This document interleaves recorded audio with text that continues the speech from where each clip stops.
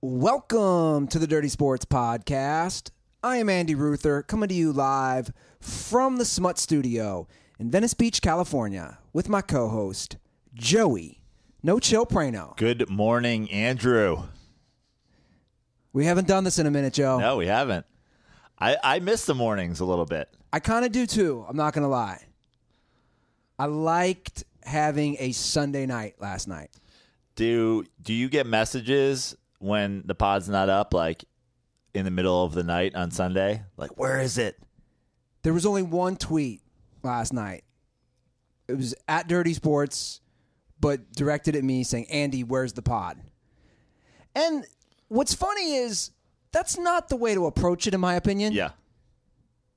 Like, for the record, I think I do a lot for getting things out in a timely manner. Also, we do a pretty good job. It's on our list of things to do every show now, which you printed out for the interns. But, like, we do a pretty good job Insta-storying when we're recording. So it's like, oh, the pod's going to come out 2 hours after you see an Instagram story.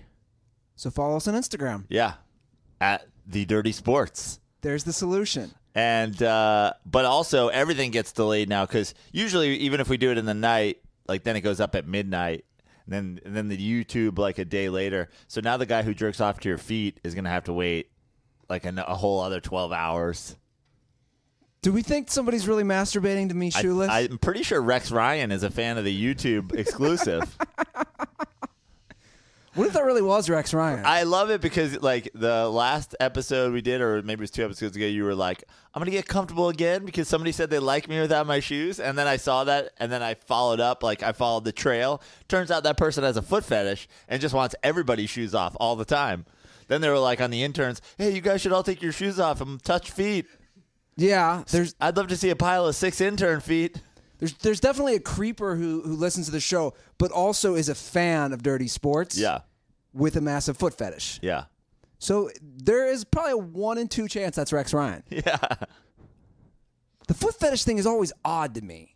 You know, I don't judge what anyone wants to do sexually, like as long as you're not banging kids or raping anybody, but the foot fetish thing, I never really understood. Yeah, it's like a couple suggestions for next show. Make sure you talk about Vegas making the Stanley Cup final. Also, if Ruther could just have a stress ball that he's curling with his toes the whole show, that'd be great. If Ruther could put his foot in a peanut butter.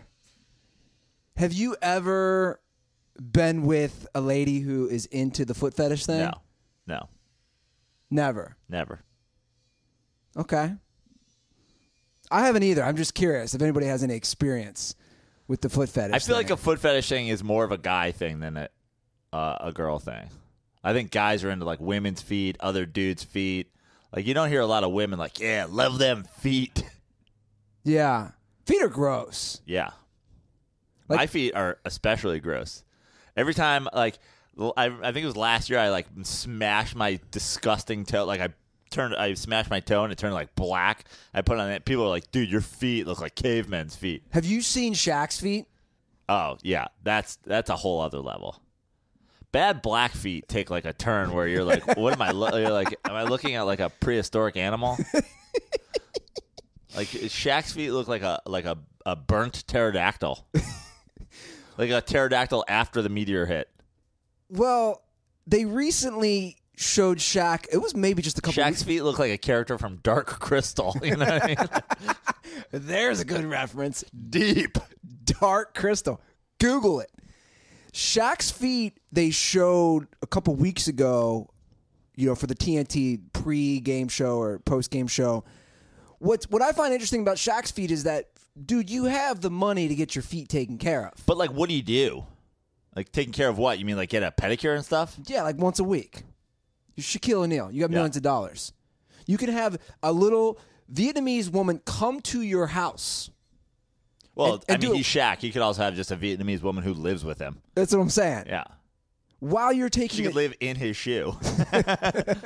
While you're taking... Okay, going to bed, Shaq. Slides into his shoe. Throws her pillow in there. I should get a pedicure. My heels are pretty bad. I have bad heels. Don't want to know. They're gross, man. Well, they're all jacked up from what, running? I think. And then when I run on the beach in the sand, they get all cracked. And So whoever's watching this show on YouTube, you need to get some of those like aqua socks. You need to get like beach running sandals. I won't do it. Can't do it. Instead, you're just gonna have disgusting heels. Yeah, I don't know.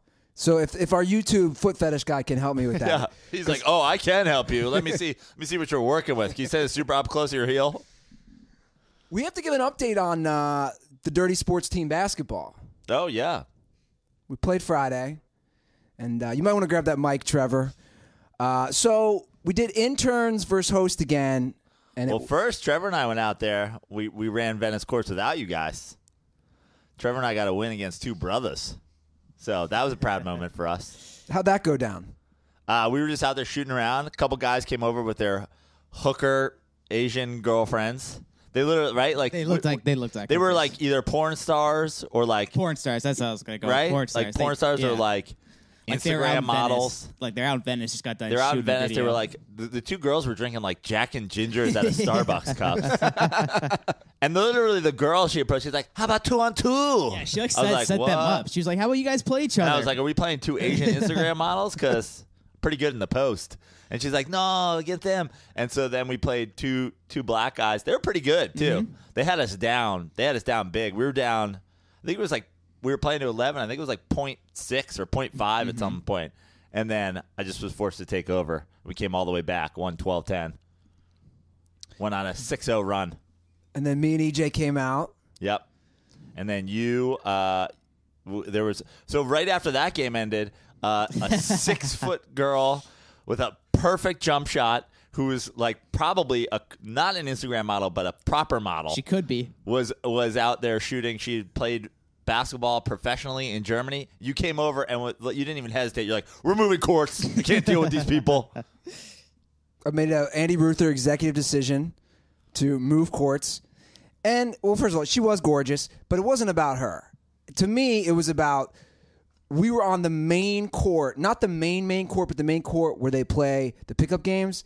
And I just don't have the patience anymore for a dude to come up, whether it's just a normal dude, And a three homeless people dude. asked us when we were on the other courts if we wanted to play. Like three times people were like, "Hey, you guys want to get 3-on-3 going?" It would have been 7 or 8 had we stayed on that court. Because the thing about the Venice Beach courts is people just don't get it. Like, clearly we're playing 2-on-2, or a couple weeks ago when I'm playing by myself, clearly I'm playing by myself. I had the same guy come up to me multiple times a couple weeks ago.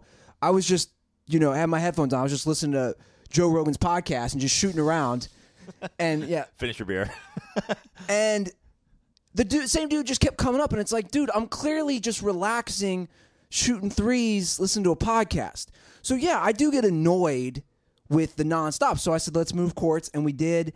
And then the truth came out. Last time you played, you were on that court. You shot really well. Okay, fair enough. There's the big wreck wall there that's blocking the onshore winds from the beach. True. It's a little covered area. You can shoot that short corner. I think without we that all wind behind you. all of us would agree from a shooting perspective, that's the best court. Is it not? Because it blocks the wind. Probably because of that wall being there. It probably is. Because the wind gets tricky when you're playing Yeah, basketball next to the beach. it also has a net that catches the ball every time you shoot. So every time, I'm already missing 3 layups every time. Now I got to jump up a 4th time just to get the ball down after we make it. Yeah. Well, let's get to Fix the that games. net. Yeah. So we played the interns again, 3 more games, and the scores were 11-4, 11-2, 11-7. So we beat the interns again. At this point, let's be honest, guys. You're never going to beat us.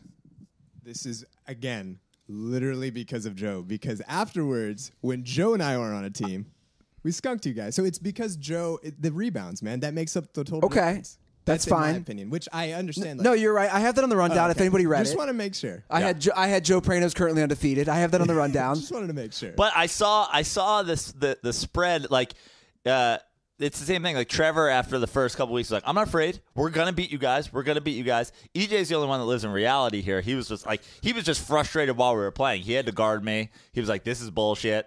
And then we played. Trevor and I played you guys at the end.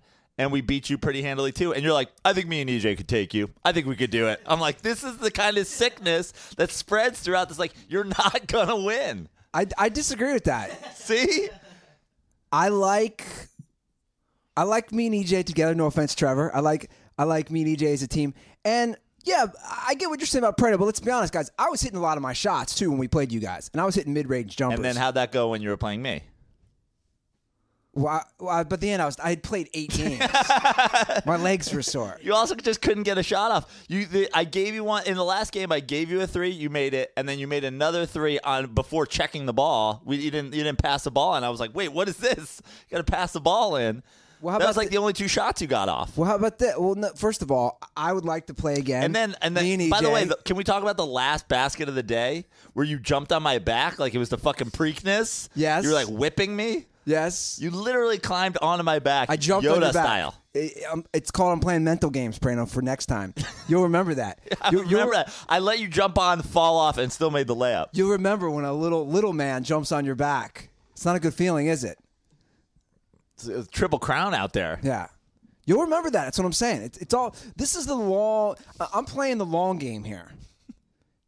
Once I start getting in that Ruther fucking. EJ's just like, please don't keep this going. I don't want to play with. I don't want to start playing with you and losing now.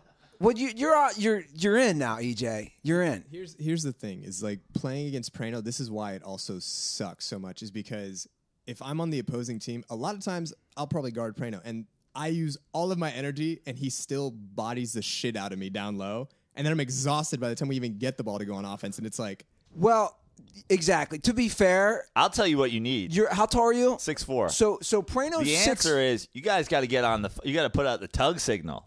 Tug is going to be the equalizer. That dude's 6'5". He's a little bit older than me. I don't know what kind of shape he's running in these days. Played college basketball. Like, I bet you Tug is good. You need to get Tug out there. You need a body. Otherwise, this 5'10", 5'9" shit, it's just like who gets to lose No. against me. I have strategy on this.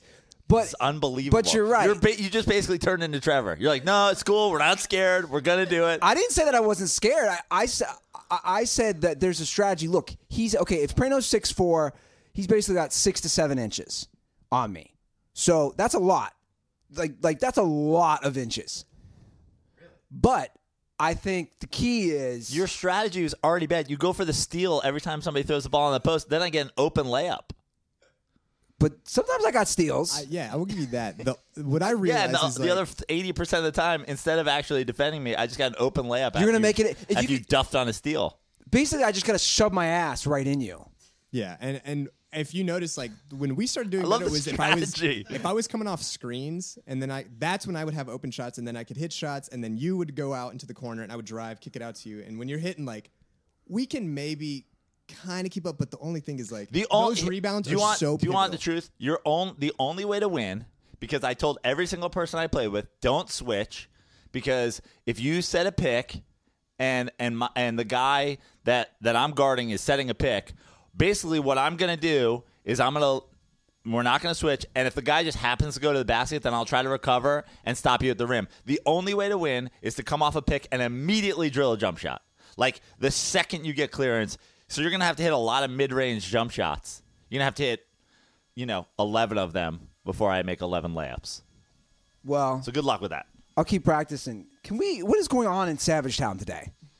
Yeah. This is just some guy's leaf blowing your idea that you're going to beat me in basketball up down the street. I'm telling you, give me an EJ. Call Tug Coker. Put out the Tug signal. Give me an EJ 5 games against you guys. Oh my God, great. We take 1. Okay, let's do it this weekend. You get 5 straight. EJ's like, please don't make me do this.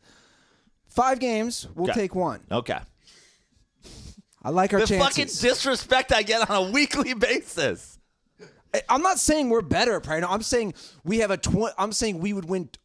That's 20%. I'm telling you, you will not. We'll see. You're not scared. I didn't say that. I'm not being cocky. I know you're not being cocky. Trevor wasn't being cocky either. He's just saying he wasn't scared that they were going to figure it out. He's like, we're going to Brad Stevens this up. Then Brad Stevens like, okay, that one dude's way taller. I don't have a situation for this. 20%. That's not much. You know what's even better than 20%? The deal that we have with Flag and Anthem. It's 25%.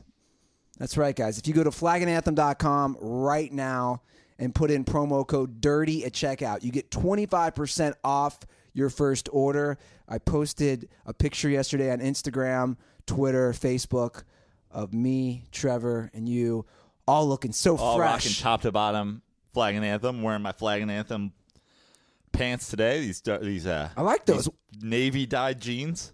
I like those. I'm gonna have to copy your style. Yeah. I'm wearing a pair of their jeans right now. I don't know what they're technically called. Trevor's wearing a Flag and Anthem shirt. He's off camera. You can't see it. But you guys, get EJ some Flag and Anthem. Yeah. He's just over here like cool sponsor, bros. we got to hook EJ up. So, guys, take advantage of the great offer that we have with Flag and Anthem. Check out all their amazing clothes from their spring line. They also have a new Dirks Bentley line. So go to flagandanthem.com. Drop in promo code DIRTY at checkout. That will get you 25% off your first order. Okay, let's get to the NBA playoffs. Let's do it. Enough of this amateur basketball discussion. Yeah. Let's get to the pros. Last night, the Rockets got boat raced. Yeah, that was a bad one. I'm sad about this series because I thought like it still is a good series. It's 2-1. You can't be closer than 2-1. Like that's always the mentality you hear from coaches. It's like, oh, one team loses 2 games, the other team wins the third. It's like, hey, we can't be closer than 2-1. Both series are at 2-1, but that Western Conference series, every game has been not close. Like game 1 was the closest game. I think that was like still a 13-point win, and they closed the gap at the end of that one. The last 2 games have been 30-plus point wins. Well, look, man. It's like one team's hitting their shots and one team's turning the ball over. And the amazing thing is they swapped. They literally swapped complete personalities in games 2 and 3. I understand home court, but like game 2, the Warriors were just turning the ball over too much, not making their shots. Game 3, Houston starts turning the ball over and not making their shots, and Steph starts going off, and now they're losing by 40. It's unbelievable. But I think there is also something to the style of play that they're like when those teams, specifically those teams, get as hot as they can get, it really doesn't matter who they're playing. You can't they're like, oh, well, we're hitting all our shots, and the Warriors are like, cool, we're out. But what did I say last podcast? I was very specific to point out how bad Curry had played in both games. And I said, if he starts going, because he will. Well, that's what everybody's, anybody who knows the NBA knows when Steph Curry is going, the Warriors are a completely different team. Now, there's, Steph was hurt. Steph comes off. And we just have to stop with the every time Steph Curry doesn't shoot well, his knee hurts. And every time he's like in the first quarter of that game, it was like he was 1 for 6, I think, from 3. Yeah, he had a slow start. And they're talking about it. They're like, I'm not sure Steph's right. And then suddenly Steph starts hitting his shots, and no one's talking about Steph being hurt anymore. It's like, Steph says he's 100%. And let's be honest, there's been years, there's the finals that the Cavs won where Steph disappears. Sure. Steph's not the guy who can necessarily just take over a game regardless of how the other team is attacking him. What happened in game 2 is Houston, like EJ was talking about when we were playing, they were attacking him on the defensive end, and he's got to work so hard at that suddenly he's not playing that well offensively. Then yesterday, they start pulling away, and the Rockets start getting sloppy, and they're not going down every time and carefully attacking Steph. They're just bombing threes, turning the ball over. Suddenly, Steph has a little bit more rest on the defensive end, and now he's hitting all his shots. I think that there is a strategy to it, and it's not just, Steph Curry was hurt in the first quarter, but fine in the third quarter. But see, to me, that's why I kept saying in 5, because I think next game will be a lot closer. I think the next game 4 will be a good game. But again, I still feel Houston, if they lose, Golden State's going to have that killer mentality, and they're going to close it out in Houston. But dude, these games, to me, also, and I don't think people are talking about this as much. James Harden had a great game 1. Mm-hmm. He hasn't played that well the last 2 games. And if you look at his stat line, Well, in game 2, he didn't have to play that well. They came out. Gordon was hitting all his shots. They were up. They were up big early, and then that's it. Like, that's also something that you have to consider when you're James Harden, when you're Mike D'Antoni, is, hey, why are we going to put James Harden out there and get him playing iso ball for the last 20 minutes of this game when we've already won it? Like, we have to save him because we are going to live and die a little bit with how James Harden plays. Which is true. They are going to live and die by Harden. But, again, guys, I'm just saying Harden has shown basically throughout his career he can be weak in the playoffs more times than not. And you can't have a 20 – like yesterday, for the Houston Rockets to beat the Golden State Warriors, James Harden can't go out there and have 20 – like, dude, you got to score 30 points, plain and simple. Well, what did he do in game 2? 27 points. Yeah.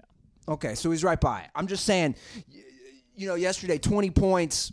I think the whole series, I think every game, look, the Golden State Warriors still have a decided talent advantage. When one guy isn't going, there's other guys. Like, Steph didn't play well in the first 2 games. They still won one. KD didn't score all that much yesterday. They still won. Like, they have 2 mega stars.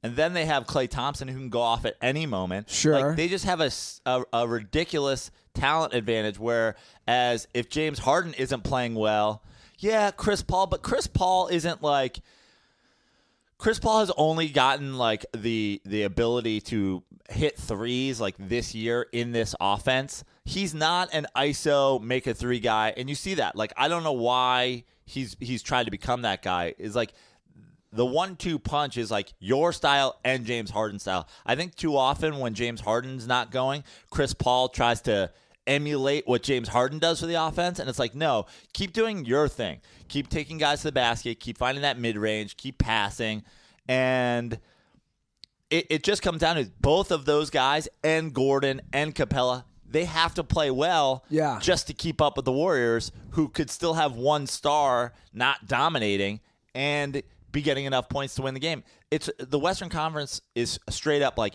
who is going to be the first. It's not even, they used to say like the first to 90 points. This is like who's going to be the first to 115. Like, you got to score a lot of points in this series to get out in front and pace. And Harden's got to be going, and all of those other guys as well, or else you're just not going to be able to keep up, especially if you have Steph going. Steph more so than Durant even. Well, serious question then. And I put this out on Twitter. If you take Kevin Durant away from the Warriors, which obviously he was up until the last 2 years, if you take Kevin Durant off this year's team, do the Rockets have a chance? I mean, I still think the Rockets have a chance. Okay. But the reason, or anyone for that matter. Yeah. Because the Warriors, I mean, we know, the Warriors are winning the title. Just plain and simple. The Warriors are winning the title. Look, I think obviously it all comes down. I said it last episode. If the Rockets can win in Oakland next game, yo fool, anything is possible. Like, then I could see them 100% winning the series. I give them 0% chance to win in Oakland. Okay. I really do. But how do you watch the games that have been played so far and say that when it's like... Because I just think, and this just might sound like a stupid hot take, I just think the Warriors didn't play a good game, too.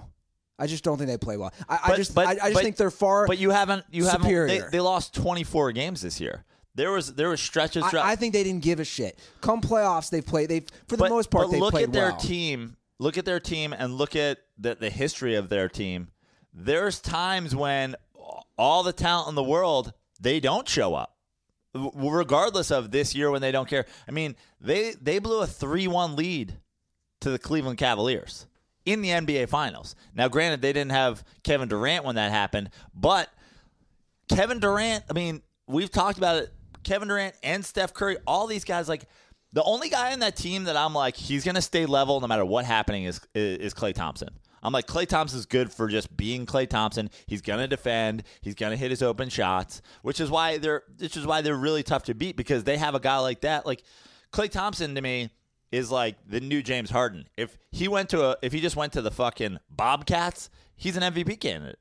If he goes to the Timberwolves, he's an MVP candidate. But now he's the third guy on the team, and he's an MVP quality player, and he's just always there waiting to bang a three that's going to ruin your life. But that being said, they're not this like team that's just like they flip a switch. Like I haven't seen that from them this year. I haven't seen that from them in a long time where it's just like they come out and they're going to have a hot third quarter, but in game 2, they were down 15 going into the break. But they did yesterday. My point is, you're saying flip a switch. If you watch the game yesterday, they did flip a switch in that third quarter, and But they were already winning that game, and they're already winning that game pretty handily, and then they just blew it out. My point about the Warriors, and this goes for the Rockets a little bit, and this is why this series is the way it is whoever gets up early has won these games, and it has been close. Like in game 2, the Rockets went into halftime. I think they were up like 15 or 14. Everybody was going, look out for the Warriors in the third quarter. Look out. Sure. This is when the Warriors do it. They got killed. Well, hold on. Yesterday's game, the Rockets did make I believe it was like a 20-point lead. Or let me see. It was about a 20-point lead. I'm sorry. Golden State was up. I can't do math. Golden State was up 11. They pushed the lead in the third quarter. Then the Rockets did make a push, I believe, and cut it to like 13. Yeah. That's still comfort zone. I do want to say something to everybody listening. If you're watching these games, just watch how fast-paced, because I don't think a lot of people are fully watching it, both these teams play. If you watch from the minute the rebound, somebody gets the rebound, how quickly they... Forget the rebound.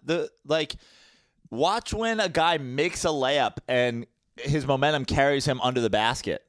The ball will be into half court before the player on the other team is back in bounds. Yeah, so when I'm watching these games between these two fast-paced offenses, which is really fun to watch, it's amazing to see, like you're saying, how quickly the ball is pushed up the court. And also, as far as the shape and health these guys got to be in to play this type of basketball, it's remarkable. Like there's been nothing like this ever. There really hasn't. And I mean, look at some of the guys who are longtime NBA contributors who are not allowed on the court during the series. No Zaza, no JaVale McGee, no Nene. Like these guys aren't. No Ryan Anderson. Where are they? They're like, dude, you can't. Not in this series. You can't play. You can't come in. It's too quick. Yeah. They're like, what are you going to do, Nene? Like, you're going to... I mean, the Warriors are using a lot of times 4 guards. Yeah. Literally 4 guards in there. Because when you watch this, one team gets up, it's almost like the team that is winning is the one that wants to keep it moving fast. Because a team gets up 15 and they're like, yeah, let's have a shootout. Let's go. Try to catch us playing super fast when...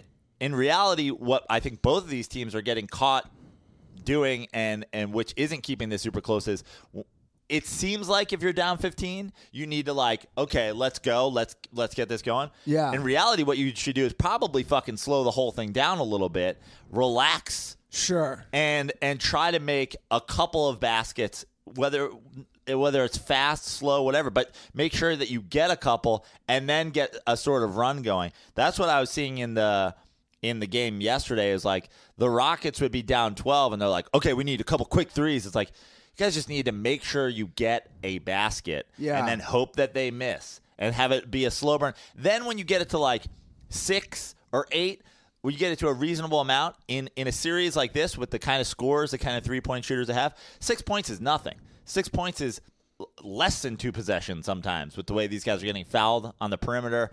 Like, that's what has to happen. Like, these games are getting out of control because one team's getting up 12 to 15 points, and then the other team's going, fuck, we need to start bombing threes to get back in this. Both of them are guilty of this, and I think that is because there's so much talent on the floor. They're like, okay. And both coaches are super confident in their personnel that they're like, 15 is nothing. Let's go. You want to But everybody's living and dying by the sword. But that's here. how I even feel as a fan. Because Trevor and I watched the first half of Game 2 together here in the Smut Studio, and that's what I literally said to him. I was like, "Oh, kind of like how you said." I go, 14 points. It's nothing. These teams can score so quickly, and you're right. I was thinking the same thing last night. Golden State's up big. They're not slowing the ball down. Yeah. Both teams do not, like, when they're up, they don't want to slow down. They don't know how to basically there's a take momentum, the foot off the gas pedal. Yeah, there's also a momentum thing. We're hitting our shots. You guys are not hitting your shots. So let's have a shot-making contest. And then if suddenly we go cold, we'll call timeout, and we'll start the whole thing over. Whereas, both of them, and I think Kerr and D'Antoni are both guilty of this, is like, dude, you're down 12. Have a play. Get a 2 or get a 3, but get a good shot, and then try to get a stop, and then try to do it one more time. Now you've cut it to 6 or 8. Now let's fucking have a shooting contest again. Yeah. I want to preface this with I am by far one of the biggest Harden defenders. Like, I love him and like everything he does, But I think one of the biggest. That's funny because Harden's not an anybody defender. But like one of the biggest differences between the Warriors and the Rockets, and I see it every time, is the Warriors can be down by 20 and they have that fire. Like we can still win this. And I notice every time, and it's not entirely on Harden or Chris Paul, but you can see they quit when their role players aren't hitting. They get demoralized and they just kind of like shut down. And I've noticed that, and I've been watching Harden for years, and like that's my one big thing about him is like, and it sucks because when you are the best player on a team, you obviously expect the best out of everyone, but with him, it's like. He's just like, well, shit. Like, I guess I'm not trying anymore. In this game, which kind of sucks. There's also a little bit. I mean, and I'm not saying James Harden. We've seen James Harden has a history of that, and some of that is fair, and some of that's unfair. Like, he didn't have a good coach. He was. If you listen to the Chris Bosh Simmons podcast, which was awesome, and I highly recommend everybody listen to. They were like, let's attack James Harden. That whole Miami Heat. OKC finals, their entire strategy was like, let's fuck up James Harden. So it's like he's 20 years old, and a powerhouse team is like, all we're gonna do is stop James Harden. It's like, okay, he didn't play well. That's good strategy. They're gonna let those other guys go off. There is certainly some truth to James Harden hasn't delivered in the playoffs, but when his team, and this is the difference between the Warriors and the Rockets, this is the difference potentially in this series, and the difference between the Warriors winning another championship and not, is like when you shut James Harden down or when you get him off his game a little bit, yeah, sure, maybe he's turning down a little, but he's also like, what the fuck? Like, how much can I do? Whereas every team that does that for the Warriors are like, dude, KD had 40 first 2 games, like, let's try to stop KD, and then they're like, oh fuck, Steph just had 35. Like, what can you do? There's just so much firepower, that it's like, dude, both of those guys, we've seen KD and we've seen Steph disappear. We've seen it happen, and then the other one's there to pick up the slack. Chris Paul isn't at the point in his career, and he's also not the kind of player that in 2018 can just straight up take over a game. You can't just go, oh, James Harden had an off night. Looks like it's Chris Paul's 45-point night. He's just not that guy. He just doesn't. He's not an ISO 3-point shooter, which you need to be to stay in this game. It's basically they just have too much firepower. And when Gordon's going, suddenly Harden's amazing. When everybody's hitting their threes, suddenly Harden's like this facilitator. Well, in a way, it's similar.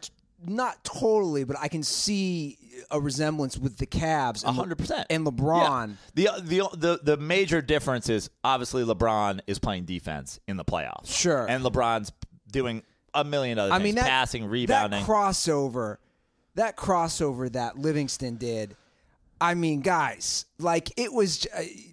He Ruthered, though. Harden just tried to go for the steal and then got embarrassed. That is the Ruther move. But everybody wants to get on Harden about that play, and he did make a a steal effort. But can we talk about Sean Livingston being 6'8" or whatever he is in full speed transition, stopping, going behind the back, like on one leg, basically. Let's not forget what happened to his leg back in the day. That move was ridiculous. Like no one's that wasn't like James Harden sucks at defense move. Like can everybody give Sean Livingston like some straight up credit? That move was ridiculous.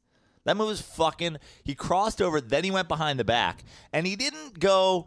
This is from the technical basketball standpoint, the thing that was ridiculous about that is there's two kinds of around the back. There's put the ball all the way around with your arm, which is like kind of a wraparound around the back, which is a move you often do in transition. You go around a guy like this. And then there's the behind the back crossover, which is what he did. He was going, and then he crossed it backwards to his other hand. That move was incredible. What I've decided is I'm just going to watch that on replay, Praino, and then I'm going to do that to you on Friday in the Venice Beach courts. Go for it. I'm going to go Sean Livingston on you. Or Ron Livingston. Ron Livingston. Does anybody get that reference? I'm going to go... God, I want to forget his big movie, Office Space. Yeah, I was going to say, you're going fourth lead in Swingers. I'm going to go Office Space on you. Yeah, man, I think the series is done. I've been saying it. 5 games. And it just sucks because the Warriors are just so talented that they're going to destroy anybody from the East. I agree with you, but at the same time... Unless those guys melt down. I agree, but at the same time, you look at I just look at the way the series is going, and it's like you're already on like it's a 5-game series, and I'm like, this could be a 7-game Rockets series win. And it's all based on like the first 4 minutes into the next game. There's no way. There's no fucking way. This series, mark my words, this series is done. It's over. But I just don't understand, like, how do you watch that and say that when, like, in game 2, the Warriors... They just played a shitty game. Yeah, but the Rockets played a shitty game yesterday. No, they got dominated by a much better, the Rockets deeper beat team. them by 30 points in game 2. I mean, I understand what you're saying, but you're like you're essentially being one of those people who's like, one guy, this is a shitty game, this is a dominant performance. Like that's kind of an embarrassing take. No, it's not, because the reason I say that one team wins by 30, the other team played like shit. Because one team plays by 30. Okay, because we both agree, one team overall, talent, depth, everything far exceeds the other team. Agreed? Yeah. But so that's why to me, but not to the point. There is no talent discrepancy in the NBA unless you're talking about Warriors, Suns. That's like, this is a 30-point blowout every time these teams play. Okay. Like 5 out of 5, this team's going to win by 30. Yeah, Warriors, Suns, Steve Kerr's letting Draymond Green drop the plays. Like, that's a talent discrepancy. We're talking about the number 1 seed in the West and the number 2 seed in the West. Like, these are not – the talent discrepancy is large, but it's not a 30-point difference. And if it was, then the Rockets should never be winning games by 30 points. I think this.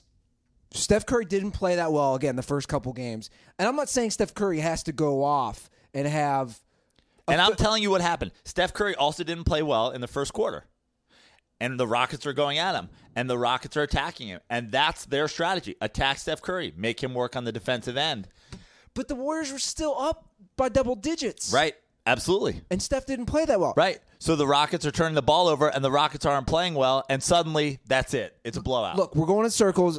We have different opinions. I think the series is done. I know. I'm just like, all I'm asking for is an explanation on how you go. Like, there's no chance when obviously there's a great chance. There's no chance. There's a great chance that Golden State comes out and just takes a dump in the first 5 minutes of the next game. Then they go down 15, and then that's it. No, I disagree, even if that happened. Okay. The Golden State Warriors will win the next 2 games, close this out in Houston, and then take a hot, steamy dump on either the Cleveland Cavaliers or Boston Celtics.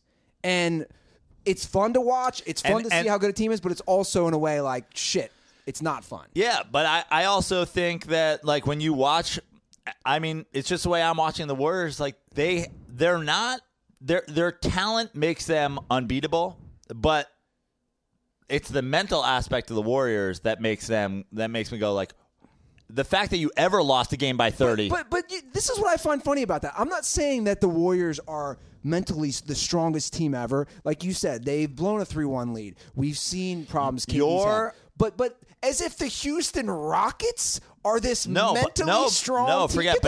James Harden, I'm talking Mike about, D'Antoni, neither of them have even been to the finals. I'm talking about going again. You don't judge people based on like what they were able to do in the past. Like James Harden had Kevin McHale as a coach. Like Chris Paul was but a I'm Clipper. judging him this year. Right? They're down 2-1. It's they beat everybody's standard for gold in basketball. The best team by far talent-wise lost a Western Conference game by 30 points. But Joe, that to me goes they are beatable, and it's not because they're not the most talented. So then what is it? So you're telling me, and again, first of all, I love Mike D'Antoni, but he's not Brad Stevens, that's for sure, in terms of having a defensive strategy, having a way to bother certain guys, having all that. Like, the idea that, are they worlds more talented than Boston? Absolutely. Would they sweep Boston in a 4-game series? I'm not sure. Because how are you that talented and lose a Western Conference Finals game by 30? Well, they lost one game. Yeah. Of 3. So, to me, I just want to say one more thing. The Warriors have shown that they will lose more often than I will. And you're pretty confident you're going to beat me 1 out of 5. They got boat raced in game 2. It's possible. The difference between... Yeah, anything is possible. Yeah. Kevin Durant taught us that. Right. Or, I mean, Kevin Garnett. But I'm saying, you don't think it's possible that they lose another game in this series? No. That's my Andy Ruther take. No. Yeah. I don't. You think you beat me 1 out of 5, but you don't think it's possible the Warriors lose the second game of the series? Yeah, I take that back. It's definitely, again, guys, anything is possible.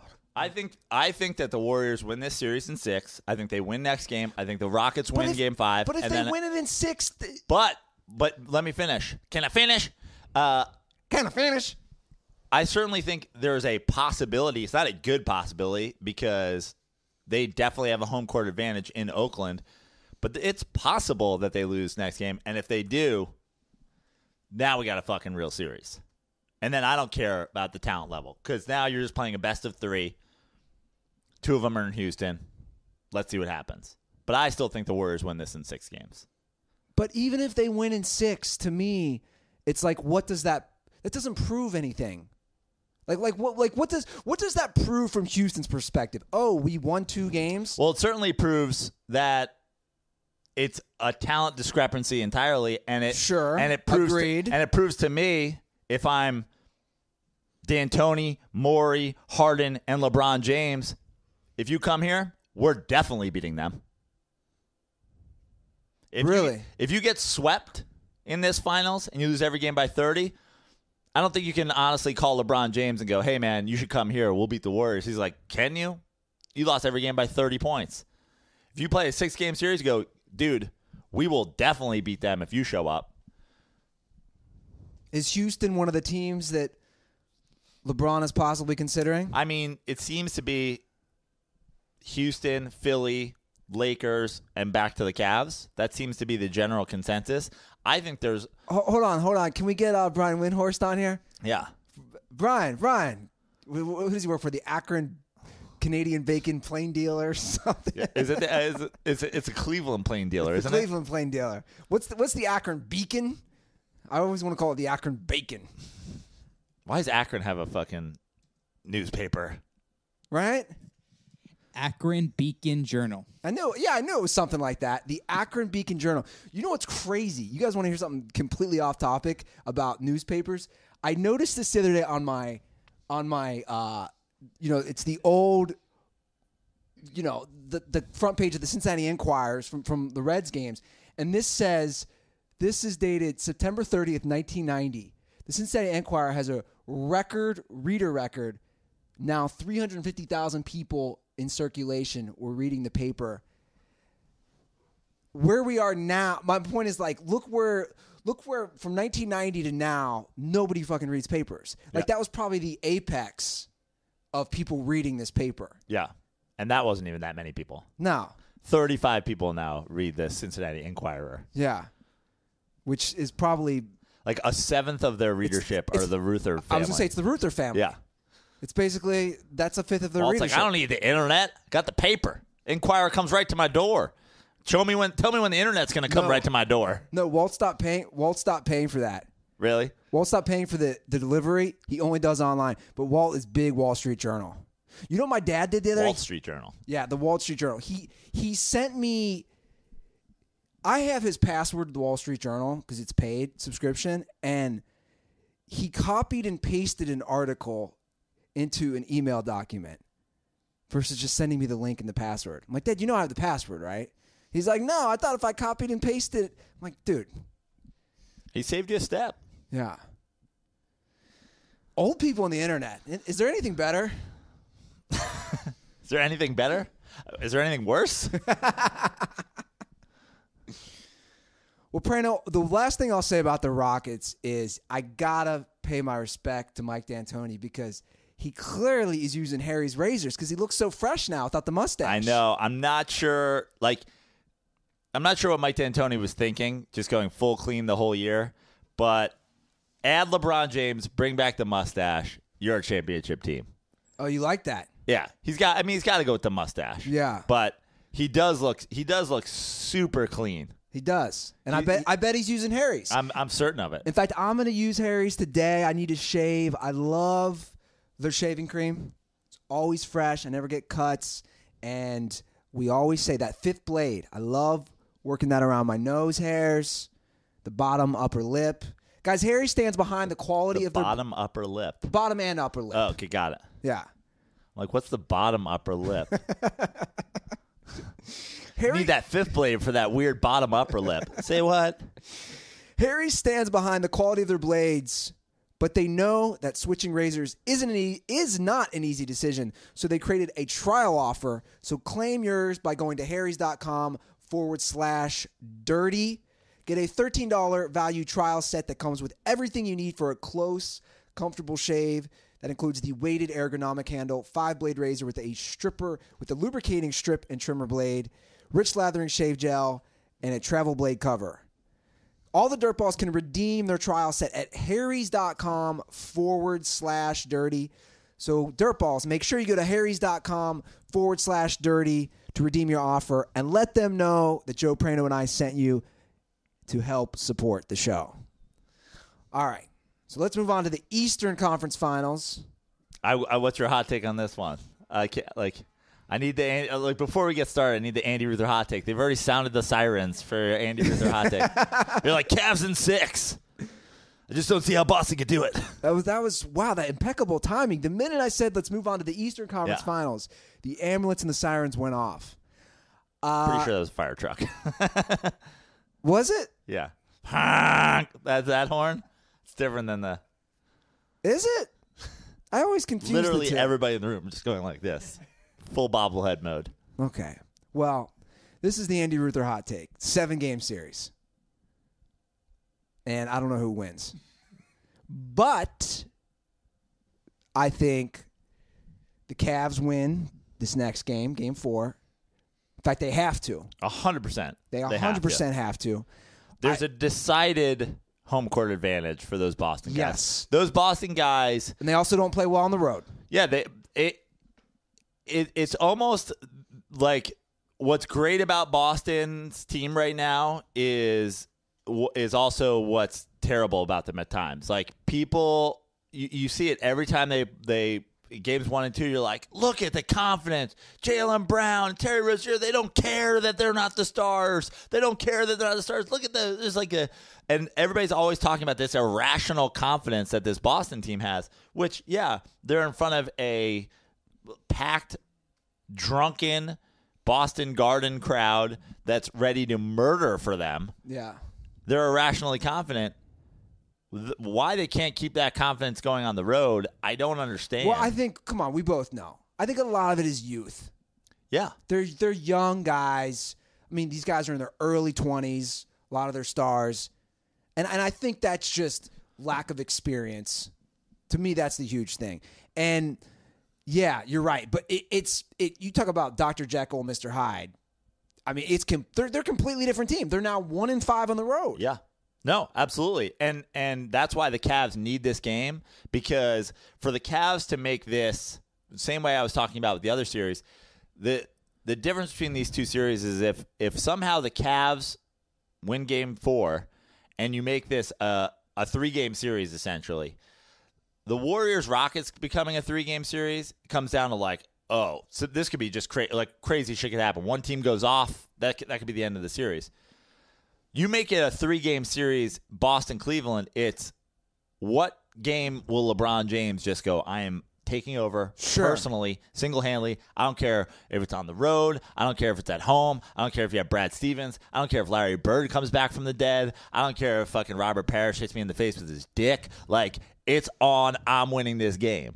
And so that is why it is 100% necessary. I know LeBron's come back from 3-1 before, but it's 100% necessary. Win in Cleveland, even the series. Yes. Make it a 3-game series, and let's see what happens. Well, LeBron did something interesting, I felt, in Game 3. He started the game off 100% as a facilitator. He basically said, look, guys, you got to help me out. I'm going to force you to help me out. You got to hit your shots. And they did. But it wasn't like Game 2 where LeBron was like, look, dude, I'm going to score points. I'm going to dominate the first quarter. LeBron got his guys involved. But the Cavs are the same way. You know, we talk about the youth and inexperience. I mean, Joe, if you look at the Cavs, they play so much better at home too. And you want to say to yourself, I get it, to the road, but how come J.R. Smith or George Hill or Korver, why can't they hit their shots in the road? There's still the open threes. LeBron's getting them. Look, Kyle Korver is like, let's take Kyle Korver out of the situation, because Kyle Korver throughout the playoffs has had good games and games they've lost. Good games where other people didn't show up. Good games where you're like, the only person that's helping LeBron James out is Kyle Korver. It's like Kyle Korver's like a sniper. Kyle Korver's, you know, I'm not saying he's going to hit every shot. Obviously, he had a big miss in the finals last year that essentially, you know, cost them making that a series. But he's at least pretty consistent. Like, yes, I think agreed. If you look at Kyle Korver's shooting percentage, yeah, okay, one night he's going to make 1 or 2 less. One night he's going to make 1 or 2 more. In the end, it's all going to balance themselves out. That's why Cleveland's roster leaves LeBron James, you know, up in the air at points, because J.R. Smith will score 0 points. But George Hill will score 0 points. Kevin Love will disappear for series at a time. But you bring up a great point, and I want to bring up... That's just mental toughness. I want to bring up Hill and Smith. They scored combined 3 points in Game 2. In Game 3, they have a combined 24 points, 13 and 11. That's not that much. My point is, look at the difference in that game versus the Cavs losing by 10 points and winning by 20. It's just 2 guys contributing 11 and 13. That's not asking that much. No, but LeBron James, and this is why his greatness is unmatched, if you ask me, is he attacks the other team in a manner that's like, okay, I could do this and potentially win, but this isn't about winning a game. This is about winning a series and essentially, eventually, hopefully for them, winning a championship. His goal is a championship. Sure. He's never looking at it from like, we have to win Game 3. We have to win Game 4. So sometimes LeBron comes out and he facilitates, because him going, I'm going to score 21 points in the first quarter is not sustainable. Forget for a game, for a series, for the rest of the playoffs. The idea that you're going to ask a 33-year-old LeBron James to score 45, 12, and 12 every night from here on till the end of the season is not sustainable. Sure. It is not. So he has to come out and he has to go, here we go. J.R. Smith, get your early shot. George Hill, get your early shot. Kevin Love, get a touchdown low. And if it doesn't take, then he goes, fuck. Now I got to do my thing. I've got to try to take over this game. And sometimes at that point, it's too late. And sometimes at that point, even if he starts doing that and those guys don't contribute a little on top of it, there's still no shot. So what helps them is that LeBron James comes out at home, starts getting them their shots early, they start hitting it, and they're off and running. Yeah. And throughout that game, every time there was like a mini run, LeBron James did LeBron James things. He had some incredible passes in that game. He had some incredible defensive plays. He had a chase down block. He had that backdoor cut for the reverse jam. Like, those are moments where you're going like, oh, we got a little momentum, and then LeBron James is going backdoor and putting the baby to sleep with a reverse dunk. It's like, there goes that momentum. I do like Tristan Thompson in the starting lineup versus Korver. Yeah, I mean, I like having Korver come off the bench to be your guy who can give you some instant points. I like Korver coming off the bench simply because you can immediately go to him if the J.R. Smith isn't hitting his shots. Just like immediately replace him. That's why Tyronn Lue is kind of lost, because the amount of times where you can tell right away whether J.R. Smith's going to give you something and yet he plays him the whole game anyway, it's like, what the fuck are you doing? Yeah. J.R. Smith is the epitome of like on or off. When he's off, just bench him. Yeah. Give Kyle Korver all his minutes. J.R. Smith was straight out of high school, right? Yeah.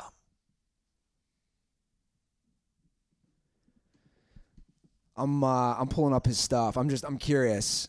Like, J.R. Smith's been in the league A long time. His first year was 04-05 with New Orleans. Yeah. Yeah, man. Here's the thing about J.R. Smith. I like him. Like, he's a very likable person, in my opinion. Because he's the fun guy who you're going to have fun with. Like, as a person, he's likable. Can we get the Andy Ruther's fun guy stamp of approval? He's the fun guy you're going to have fun with. He's a guy. He's a guy you'd want to go out with. Like, he's not going to be too... See, I feel like J.R. Smith out is the same as J.R. Smith on the court. Like, you go out with J.R. Smith and you're like, he's either going to be popping bottles and dancing on the table, or he's going to be fighting the bouncer. And it's going to happen either way within the first 5 seconds. No, see, I disagree with that. I don't think he's fighting the bouncer. I think he's chill. I don't think he's... I could be wrong. I know, post... title, there was some stuff with J.R. Smith, and obviously he was shirtless the whole time, which I loved.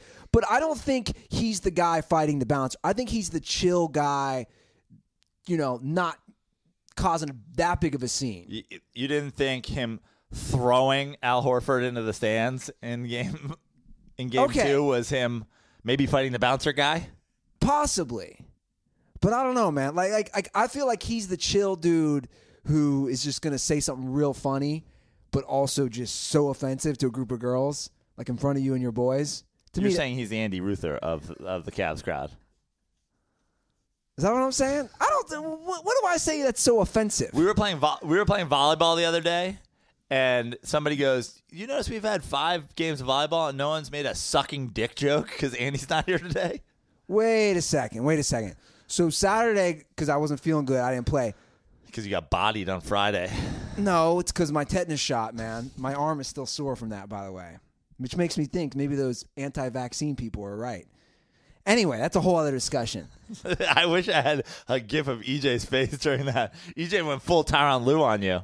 Why? What, pick up the mic. What's the deal? Don't do that. Don't do the anti-vaccine bullshit. Because that's the dumbest thing I've ever I don't know. heard. I don't know enough about it. That's No, why I know, but I'm saying look into it, because measles is coming back because of people being like, I don't think vaccines are great. Like, I'm not anti-vaccine. no, I'm just saying, like, But someone said something to me real quick. Someone said something to me that, and I don't know if this is true. Again, this is just what somebody told me.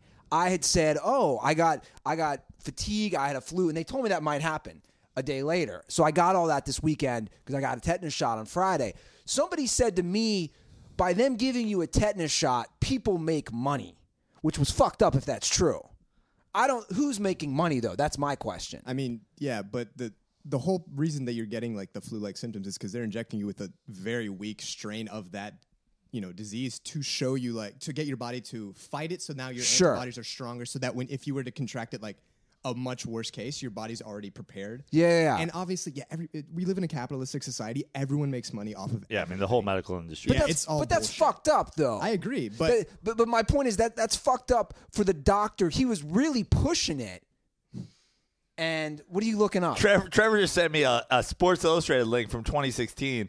J.R. Smith sued $2.5 million over a nightclub incident connection to an altercation at a New York City nightclub in November. Okay. He's accused of choking and striking a man in the head and neck area. He's a chill-ass dude, man. The man says that Smith assaulted him in front of a pizza shop at 4 a.m. after the player denied a request for a photo. Okay, he's maybe not as chill as I thought. Yeah. Maybe JR's got, he's not as chill as I thought. But hold on, I want to get back to this volleyball thing. Mr. Smith, can you talk about the incident at 4 a.m.? He's like, I'm just a fun guy having fun. Like, you choked that man. That's fun things from fun people. I still want to hang out with J.R. Smith. I want to get back to this volleyball thing. Somebody made a comment Saturday, oh, no one's made a dick-sucking joke this whole time. And somebody was like, yeah, no one's talking about putting anything up their ass. No one's sucking dick. There's been no filth jokes. Like, and I was like, yeah, Ruther's not here. And they're like, oh, yeah, Ruther's not here. Well, that's my MO. I did it again last night. Somebody asked me, you know, I went to Adam Hunter's birthday party and somebody said, oh, you've lost a lot of weight. And I said, HIV positive. And yeah, I've used that joke a few times now, and I've learned when you make an HIV joke at a birthday party and you don't know a lot of people, they don't know what to make of it. But I'm going to keep doing it because AIDS jokes are hilarious. Tell me AIDS jokes aren't hilarious. I think that your audience is telling you AIDS jokes aren't hilarious. I will always laugh at AIDS jokes. Just like 9/11 jokes, hilarious. Just like abortion jokes, funny. Just like OJ jokes, Aaron Hernandez. And the list goes on. These are things that will always be funny. I heard something interesting about OJ, completely off topic. I was listening to, you know, Joe Rogan. Finish your beer. And, well, first of all, Steven Tyler was on. How do you have where do you find all this time to listen? Doesn't Joe Rogan put out like 12 hours of podcasts a week? How much Joe Rogan do you listen to? I don't listen. I try to listen to 1 or 2 a week. Yeah, he puts out 2 or 3 hours every episode. So if I'm on my bike or from my car, I you know, like you said, they're long podcasts. But it's Steven Tyler on it. Isn't your boy? By the way, didn't I see your boy was like pushing for like forced monogamy this weekend? Your boy Jordan Peterson was for mandatory monogamy. No, like get off that kid. No, you know what that was? That was fucking people misconstruing what he said and also taking a bullshit soundbite. What Jordan Peterson is saying is that basically societies and cultures that have more of a monogamy-based setup have succeeded better. That's all he was saying. People need to watch the debate and watch also things he said and read. And also that I read that New York Times piece on him. I read the whole thing. It was just a giant character assassination. No, but it was. Classic New York Times. But it was. It's dude, the problem with all those things are I'm not saying I agree with everything Jordan Peterson says for the record, but a lot of these things, it's your typical, they want to label and box people into stuff, and that's the fucking problem we have nowadays. Dude, I watched, you guys should watch it. I've started watching it. He had a huge debate with, it was a 2-on-2 person debate, conservatives and liberals, and I thought it was a good debate. I'm like 20 minutes in, but my point is, these debates, they can label and call Jordan Peterson like the angry white man. But if he says that back to Michael Dyson, oh, you're the angry black man, flip the script. How's that going to be misconstrued, though? I don't know anything about it. I'm just saying keep the idea of forced keep monogamy at it. Like that's actually I'll debate him. That's the complete opposite of the problem. Let's fucking everybody fuck everybody, and those fucking losers don't get fucked. Let's end their bloodline. You're out of here. I'm not for forced monogamy, for the record. I didn't say that. And I didn't see all his comments on that, but I know a lot of it was misconstrued. That's all I'm saying. And yeah, I'm a fan of Jordan Peterson. But we don't have to agree on all this stuff. Where the fuck is this show going? We went from J.R. Smith to Jordan Peterson? I think it was your third Rogan reference of the episode that took us down that wormhole. Well, what I was going to say was Steven Tyler, okay. Great interview. Like, it's out there, too. Shocking. Steven Tyler's out there. He was on Rogan last week, and he said that apparently OJ, this is what I want to bring it back to, apparently he used to have the same sponsor, I don't know, some drug-related shit, that OJ was out of his mind on cocaine and speed when he killed Nicole and Ron Goldman. Sounds about right. Which I'd never heard, though, because you just assume OJ had a history of domestic violence and abuse. But the fact that he was also maybe on a bunch of drugs that night. Well, he was a massive star in the 80s and the 90s. Pretty safe to say he was a cokehead. Yeah. Right? He was OJ, is a black football player living in Brentwood in the 90s. I think he was doing some coke from time to time. And probably the times where he was set off and beating the shit out of his wife. Safe to say. Do you think cocaine's more popular now? No way. Or the 80s? Because I don't know the gauge of the cocaine. Yeah, no. Way more then, because... Why was it so popular in the 80s? Well, I mean, for a number of reasons. We can go down a wormhole. One, that the U.S. government was basically importing it. So there was that. Then also now there's just so much more... Like, now you know so much more about drugs. Like, there are people who are like, I'm into Molly, I'm into mushrooms, I'm into whatever, instead of, like, stigmatizing this drug versus that drug. Like, Coke was, we were simultaneously doing, like, Nancy Reagan, don't do drugs, and Ronald Reagan, you know, backdooring the CIA as a fucking, you know, Coke importer and being like, get it over here. Give it to fucking everybody. Let's make money on it. Yeah. I mean... I haven't watched Narcos, but I know that you have. It's great. But I've read I've read the whole. EJ would be a great character in Narcos. Yeah. But I mean, I've read so many books on cocaine and the cartels and all that in the 80s. It's like we were in the drug business. We were the cocaine. The government was importing cocaine. So fucked up. War on drugs. Just a complete disaster. Yeah. Well, not even a disaster, just a sham. Like, it's fake. I do have hope, though. This is what I have hope. I didn't get this last episode, but I'm just going to put it out there. Marijuana, that... Did you open the window so that the lumberjack could be heard on that podcast? It was so hot. Should we close it again? Sorry. It's a fucking guy out there chopping down a tree. I think that's just the Venice... That's just somebody in Venice just... That could be a homeless guy just squealing. It's a homeless guy. That guy's cutting down the fence outside Savage Town so he can have a place to sleep. Yeah. He's got a metal cutter. Oh, by the way, they've put up signs, a Savage Town update. They've put up signs all over where the post office is by us, Praino. Public property, you can't, like, on both sides on the fences, basically no tents, nothing. And I saw walking yesterday, all the signs are up. And I go, oh, this will be interesting. Then I actually drove by it last night. Nothing enforced. Yeah. Literally just tents upon tents. Homeless people are like J.R. Smith. They give zero fucks. They do not care what you say. Well, we're talking about OJ. I have to bring up this arrest from Terrance Williams from the Cowboys. This is one of my favorite NFL arrests that I've seen in a while once the details came out. I don't know if you saw this. I did not. Of course you didn't. Why do I put things on a rundown? Why? I sent the rundown out yesterday. I opened it. Well, actually, let's just discuss this right now.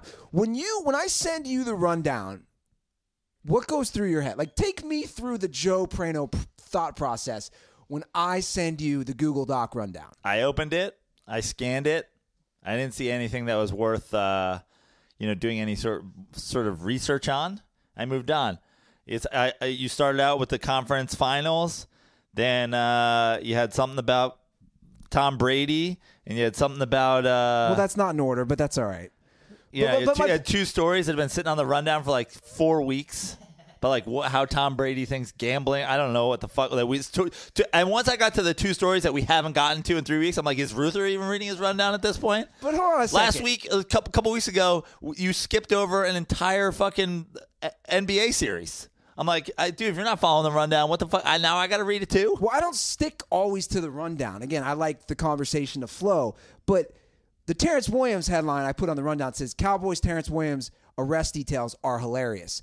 I would think that would trigger you to be like, oh, why are they so funny? They're going to be even more hilarious when I hear them for the first time. I'm going to ruin that surprise. I just left myself a nugget. What happened, Andy? Interns. Do we know any of his arrest details? Yes?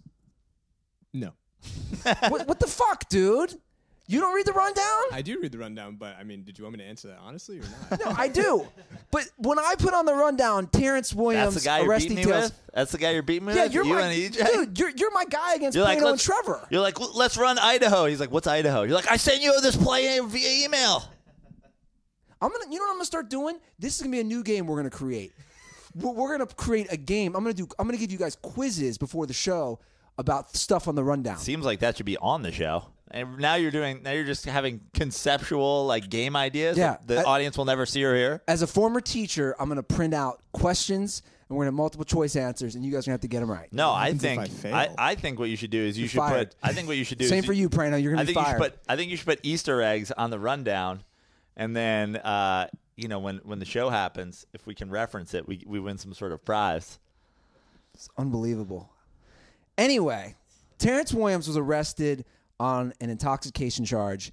He completely totaled his Lamborghini. He crashed into a light pole in Frisco, Texas. You know where that is? Nope.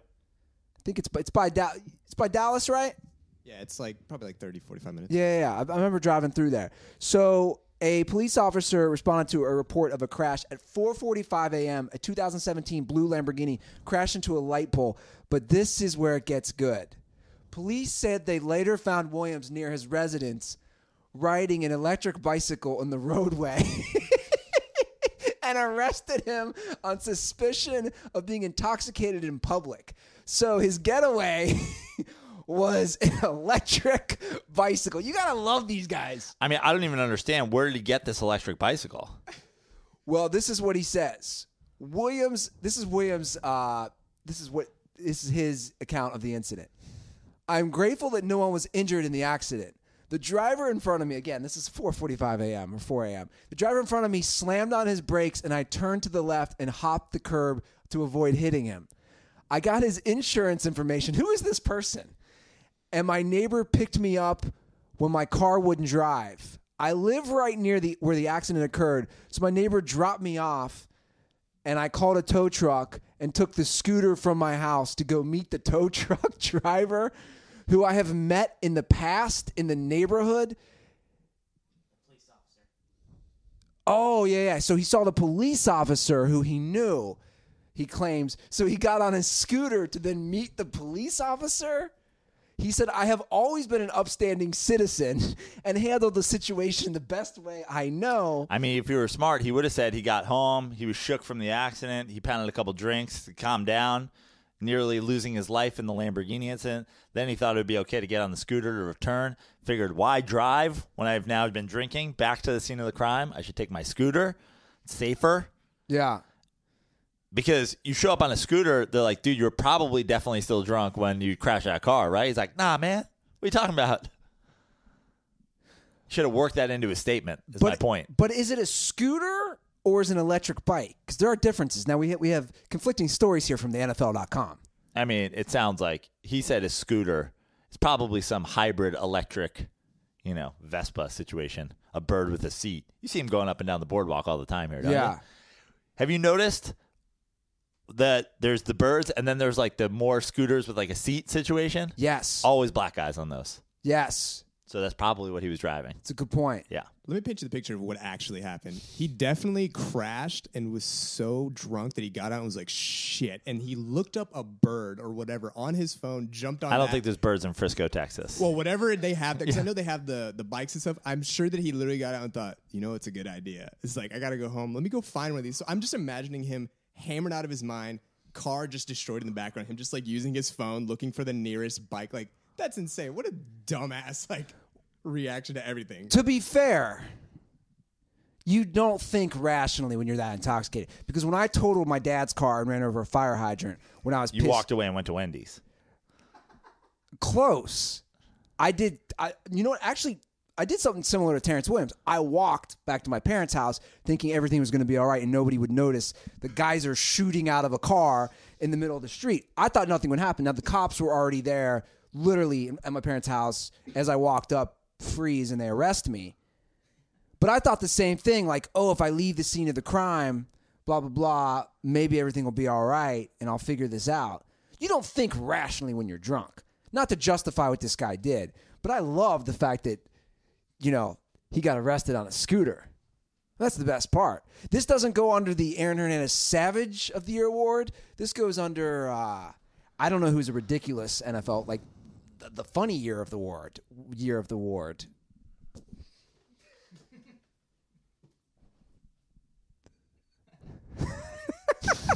The look on your face. I was going to let you try to work that one out. Funny year. Funny of the year. Award. Funny of the year? What is this fucking... It's like a Bob Saget video show. And the award for America's Funny of the Year? Funny of the year? Roll the tape. The struggle was real before 11 a.m., huh? So the Cleveland Browns are going to be on Hard Knocks. By the way, if I'm any of these guys, and this goes all the way back to OJ, I'm always claiming CTE. Just like put it on the NFL. Be like, I don't know what I was doing, officer. My brain's swollen. Yeah. I got the CTE. Why'd you make him like a Southerner? Yeah, because I would go like, officer, I don't know. I would go completely loony style. I'd be like, I don't know what happened. I got the CTE. You made him like a black person in the South. Yeah. So the Cleveland. I turn everybody into like the like crazy black grandpa sitting on the porch. Like, I'm just here on my porch with the CTE and the iced tea. So the Cleveland Browns are going to be on Hard Knocks. Yeah, this is a fucking disaster. So now there's a rule, apparently, if you're a certain level of bad, yes, the NFL can force you. That's been the rule for a couple years. What a stupid rule. You should have to be, it should be middle of the pack. Like, if you finish like 6-10, 7-9. Yeah, if you finish 8-8. if you finish between like 7-9 and 9-7. They should say 6-9 wins. Yeah. Because the Browns stink. Now we need media coverage of it. Well, let's be honest. By the way, I cannot wait. This is going to be my favorite year. It happens every year. I cannot wait for the people that fall in love with Browns players because of Hard Knocks. I don't know. I think Baker Mayfield's going to be the shit. You see him on Hard Knocks? Well, the Browns have a first round storyline with Mayfield, Josh Gordon. Let's not forget him. They have, obviously, they signed Jarvis Landry. Like, they have characters that are going to be good for TV. Yeah. They also have Hugh Jackson, who actually is black Southern grandpa on the porch. It's like, I don't know. We won game in 2 years. I got the CTE. It's already started, though, Joe. Yeah. We don't even need Hard Knocks. I, quote tweeted the Adam Schefter tweet about the announcement on Dirty Sports, basically saying, great, now we get to see how bad Hugh Jackson is as a coach in person. You should have seen the responses. And, of course, it was for people who don't listen to the show. Like, actually, labeling all the pieces. Look, guys, the Browns might be better this year. I would hope so. They've won one game in the last 2 years. Yeah, you can't be worse. You They've won a game in 2 full seasons. You can't be worse. But Robert Griffin is the last quarterback to win a game for the Browns. Fun fact, he has died since then. Yeah. There is now – he is survived by Robert Griffin the 4th and 5th. Isn't he on the Ravens? Yes. But – the thing is, if the Browns win 3 or 4 games, what is that? That's not good. I refuse to believe it's like anything. Dude, we got 2 Andy Ruther hot takes in one show. He's like, 3 wins is not good. Yeah, I agree. Why are you dissing? That's not a hot take. It's not a hot take. Man. But you're a Hugh Jackson defender. I'm not a Hugh Jackson defender. I have said I thought he was a great offensive coordinator. I think he did great things for the Cincinnati Bengals. The offenses were great. Now, he had some pieces, too. But I liked him as an offensive coordinator. I haven't been a Hugh Jackson defender. Maybe at first. I can't defend 1-31, Praino. Who can defend that? Hugh Jackson's record is 1-31. Can't do it. Now, do you think Johnny Manziel in Canada is going to be a part of the Hard Knocks? Do you think that'll be a part of the Hard Knocks season? Think they'll throw a crew up there? You don't read the rundown, and I also made a point before the show. We are not going to mention Johnny Manziel because we are not. You made a point of that? We are not cheddar dicks like the other networks who thrive off fucking people who aren't fucking playing like Manziel or Tim Tebow. But here we are. I have no comment. No comment on him. There's nothing to say. Just throw us a quick, if Manziel ever makes it back to the NFL, you shove the L chain up your ass, and we'll move on to the next story. No, I'm not going to shove the L chain up my ass. I already openly have taken the L on that guy, which you should do with some of your things. By the way, I have a little thing, Trevor. Have you made the announcement yet? What announcement? The SAT? Oh, I have not. Good point. Was that on the rundown, Trevor? No. See, Ruther's hiding stories. Where's the secret rundown with all the good nuggets? It's not hiding stories. I have received an email from the SAT board. I don't know what you want to call it, but they have the SAT board is fine. Call it. But they have approved me to take the SAT. It's big news. They've apparently reviewed all my documents, and they said, yeah, we've reviewed the information you provided through the verification form, which is all accurate for the record, that I have applied to Yale, Harvard, UCLA, USC, and also Wichita State, because they're the Shockers. And the SAT board says they have confirmed my registration for the June SAT. Now, my only concern is they keep saying my picture has to look the way my picture was that I took it to send them, which might affect me trying to get my Vanilla Ice hairstyle this week. No, you can wear a hat to the SATs. No, you can't. You can't wear a hat? I don't think you can. Wear a religious garb. You can't stop you from wearing a fucking turban. It's true. It's a good point. What if I said my religion was the Cincinnati Reds and wore this hat? I don't think that they can make an argument for that in 2018. That's my point. Yeah. All bets are off. Anyway, yes, I am taking the SAT. And you'll be like, and not only am I wearing my religious garb in the form of Cincinnati Reds hat, but I'll be taking this test in the women's room because it's 2018 and I can do whatever the fuck I want. Yeah. Now, serious question. Back to the Browns and Hard Knocks. Does Baker Mayfield throw for more yards than Andy Ruther scores points on the SAT? Ooh. Yes. Because the SAT is now out of 2,400 points. That's a good one. Oh, wow. Yeah. Well, I figure we'll put you at like 1,200. Nah, don't you get like fucking? Isn't this the kind of thing where you get like 600 for just signing your name? Yeah, it's about 900 for signing your name. No, it's not. I mean, I'm putting you at like. Well, what'd you get on the SATs? I didn't do well the first time at all. I want to say it was around like 1,100. That was pretty good. That was when, no, it's not good. That was when it was out of 1,600. Yeah. So I mean, That's not good. You're almost 3/4 of the way there, like 1,200. So you figure you're looking at like, another what, 400 points? I think they reduced it because it says the SA2 has two big sections: evidence-based reading and writing, blah blah blah, and math. You can earn a scale scored of between 200 and 800 points on each section for a total of 1,600 possible points. Well, it used to be 1,600, but I'm doing the essay. I signed up for extra, which I believe is an extra 800 points. I could be wrong on that.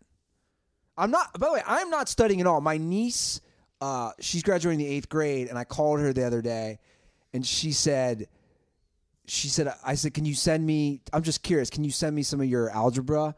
Just like, can you take a picture with your phone and send me some of your algebra homework?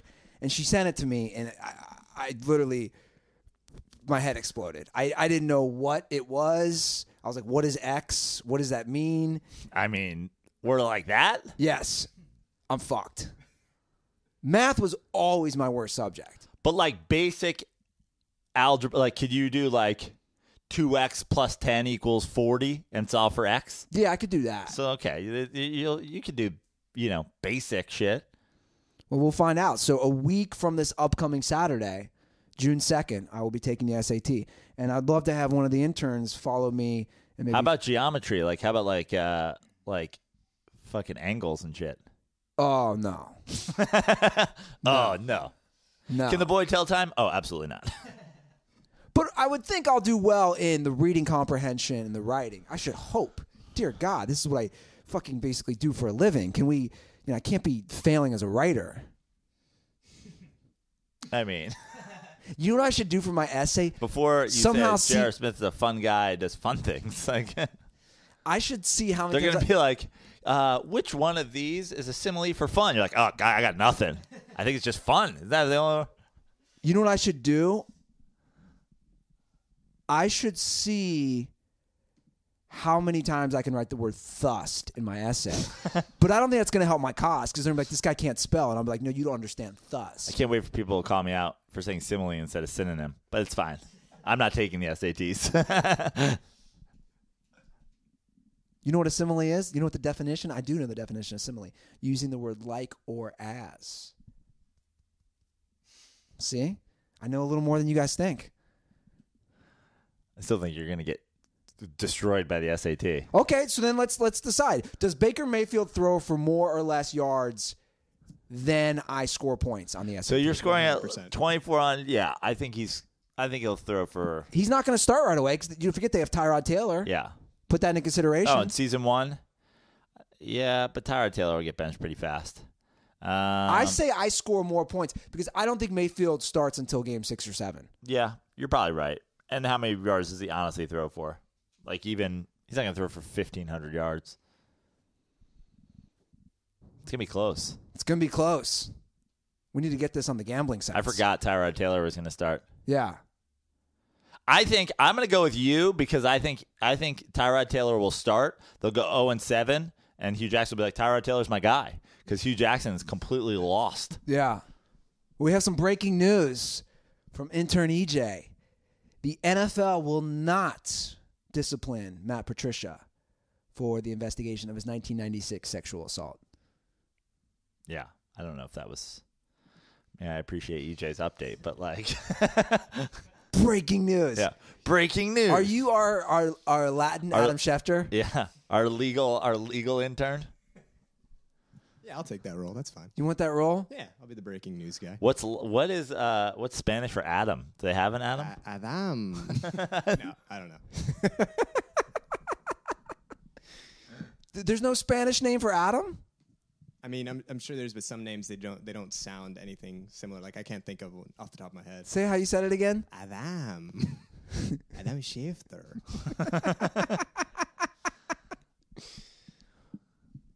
I'm gonna find out what's Spanish for Adam. Okay, you look that up. Do we want to talk a little baseball real quick? We haven't talked baseball for a minute. I mean, you're killing on the slides. It's like, what do we have to say on Dirty Sports? Well, what's happened this weekend? Anything exciting? I wanted to discuss if we should put Ohtani in the home run derby. I'm gonna say the same thing I said for putting Madison Bumgarner. Bumgarner. Yeah. Yeah. Let's make the home run derby great again. Yeah. No one gives a shit about the home run derby. So why not put Ohtani? I was looking at Ohtani's stats. So he's starting every 5 games, correct? As a pitcher? Yeah, I'm so confused. What are they doing? And then how often is he playing in the field? Not like I think he's starting about half the games in the field. Okay. Gotcha. I didn't know how young he was. Yeah. He's really 23? Yeah. God, it's remarkable. Dude, he's having a great year. Yeah. Like MVP? I don't know about that, but why not? Because he's doing it from both sides. yeah, and we talked about this on slides. Like you've gotta consider it. He has to hit certain benchmarks, right? Like how much is, and like I think the easiest way to do it is like wins above replacement player. Like when you consider, like if he hits over 25 home runs and he has like 14 or 15 wins, then yeah, he's the MVP. But like you can't win the MVP if you won like 11 games and you hit like 23 bombs. Like even though technically maybe, but like I just don't think you can do that. Yeah. We got to go down to a game. Yeah, cultural appropriation day. That's right. I already found all you can eat sushi joint. And I know how we're going to get those tickets on SeatGeek. I was looking at concerts on SeatGeek. Guys, SeatGeek has it all. Sports events, concerts, comedy shows, opera, Broadway. You name it. All those things I know all you dirtballs love. Like the opera. You ever been to an opera? No. Me either. Come on, you're Italian. That's your jam. No. Not interested. Not interested? No. I've heard there's fat ladies in it. You know me. I'm a fat hater. Anyone in your family ever go to an opera? I think the Praino family should go to the opera together. I'm sure. I mean, none of my siblings, but I'm sure my parents. Right? Yeah. Yeah. Well, you guys can go see an opera. Get those tickets on SeatGeek, right? SeatGeek saves you time and money by searching multiple ticket sites to compare prices and find amazing deals. They got the best prices. You get the most bang for your buck. SeatGeek grades every ticket based on value to help you immediately identify the best seats that fit your budget. Best of all the listeners, that's you guys, get $20 off your first SeatGeek purchase. We've been getting some great tweets about people who use SeatGeek. I saw this recently. Just download the SeatGeek app and enter our promo code DIRTY today. That's DIRTY. And SeatGeek will send you $20 off your first purchase. That's promo code DIRTY for $20 off your first SeatGeek purchase. Dirtballs go to opera. Maybe we'll do that. Yeah, the opera would be tough for me. Not a big fan of that stuff. Theater.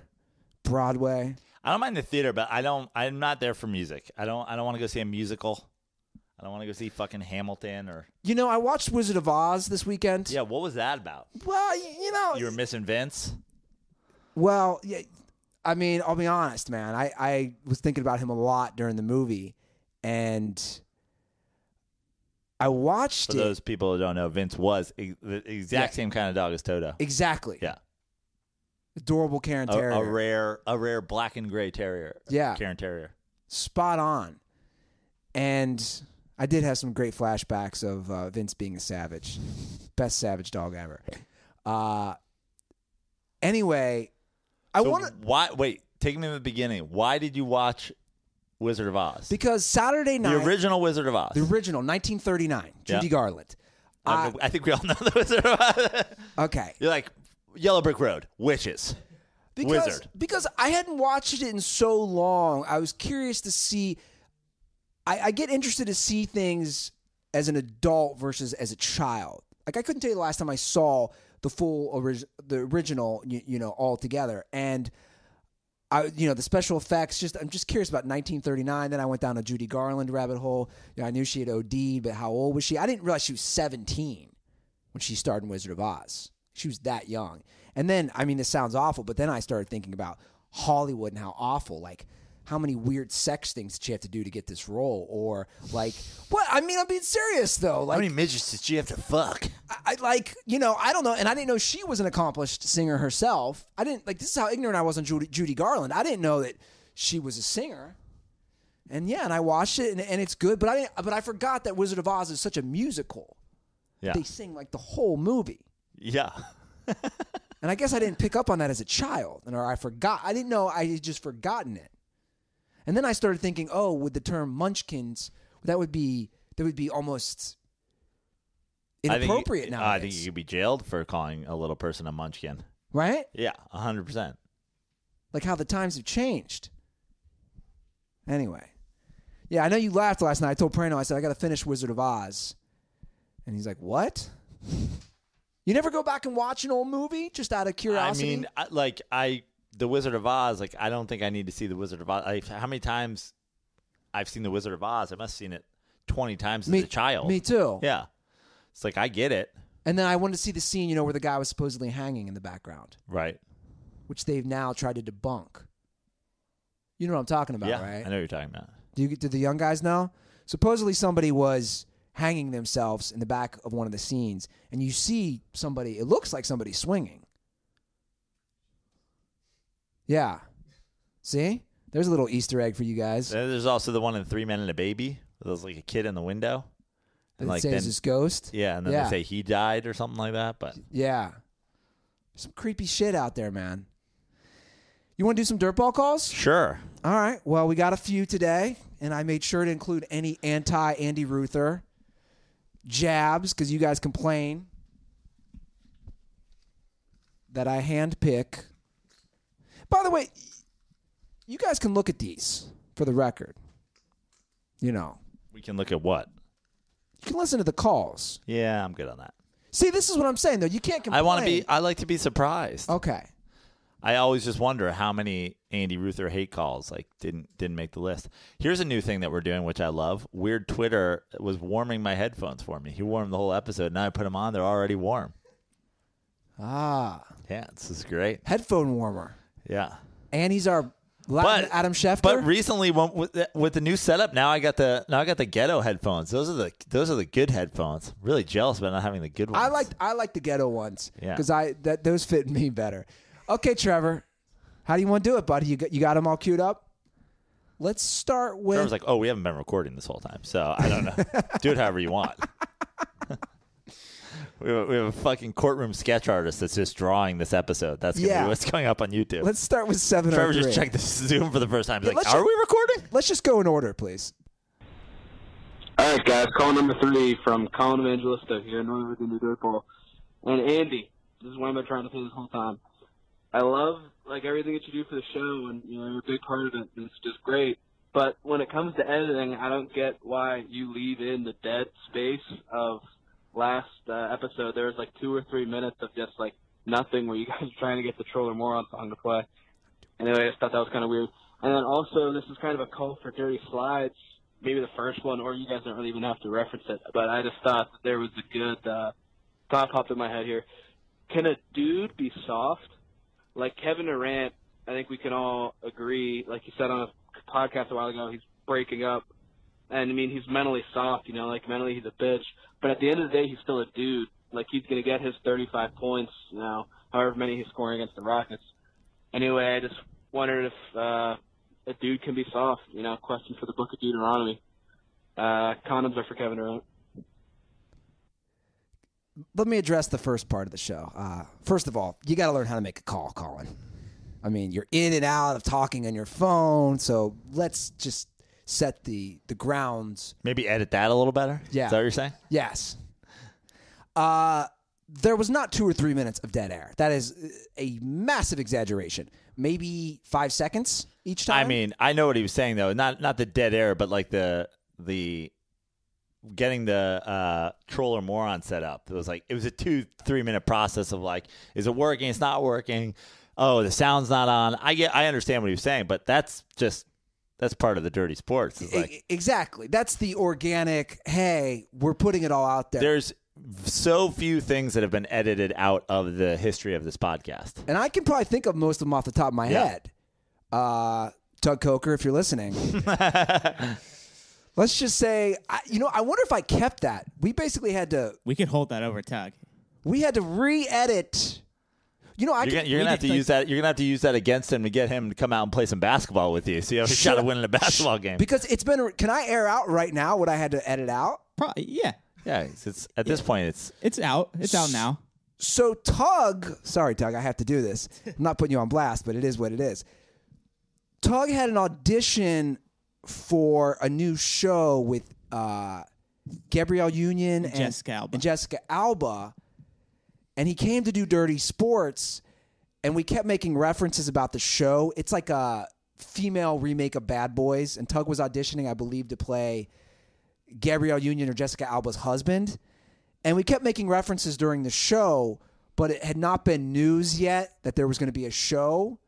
So then at the very end of the episode, Tug realized I should not have been referencing that show. So I had to go through and I had to edit out every reference. Well, and because he said Jessica Alba's name, and Jessica Alba hadn't been named yet, it was just Gabrielle Union. Yes, that's it. So I had to go listen to a full 2-hour episode and edit out any mention of of Jessica Alba, and it sucked, and it was the most editing I've ever done. I still love you, Tug, but seriously, Joe's right. You owe us one. You want to play basketball with us? Praino, dude question. Unless you want to save this for Dirty Slides. We will save it for Dirty Slides because I think Laz's take on the issue, because Laz, being a obnoxious Golden State Warriors fan, also agrees with me that Kevin Durant is a little bitch. So I'm gonna wait for we'll bring it up on the show. I'll get his take because I've said before, and it's talent-wise, dude. Yeah, but dude has nothing to do with your talent. Like we've already discussed that. Like it's really like Kevin Durant might. The reason Kevin Durant might not be better than LeBron James is because maybe he's not a dude. Maybe he's just like hella talented, but he doesn't have that fucking dude factor. Yeah. You want to get to the next call?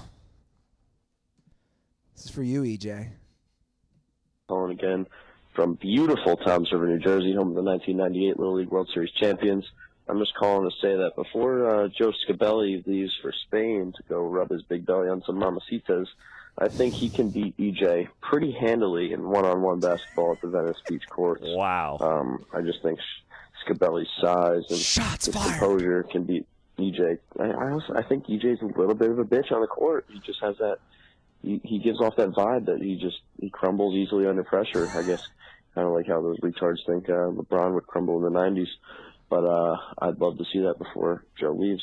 That's just about it. Kyle Aronofsky dropping some haymakers. I mean, we haven't even. Has there even been like video? Has anybody seen EJ No. play? But I'm going to stick up before EJ gets to rebut that. I'm going to stick up for him. EJ, I can tell on the court, is very competitive. Yeah. Which I like. He takes it serious. In fact, he took it so serious the other day after we played. Me, Trevor, and Praino were all exhausted. EJ decided to play 21 with some dude who was pretty good, and they kept playing as we left the courts. Yeah.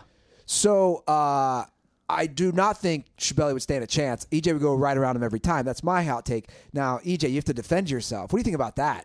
Honestly, that's the dumbest shit I've ever heard. Well, in my life. hold when you on. haven't seen me play, Yeah. then you can't like. But I also haven't seen Schabelli play.